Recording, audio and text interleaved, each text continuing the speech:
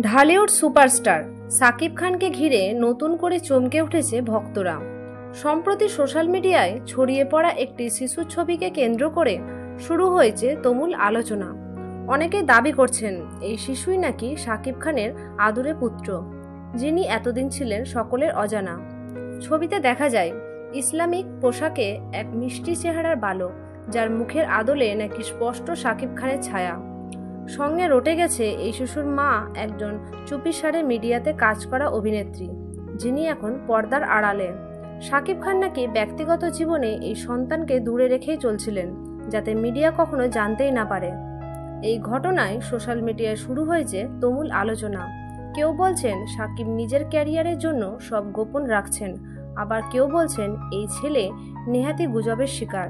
এদিকে শাকিব খান এই বিষয়ে এখনো মুখ খোলেননি, তবে ভক্তরা অপেক্ষায় এই নিয়ে কোনো অফিসিয়াল বক্তব্য দেন কিনা তিনি। তো ভিউয়ার্স, এই বিষয়ে আপনার কি মতামত কমেন্টে জানাতে পারেন। সবাই ভালো থাকবেন, ধন্যবাদ।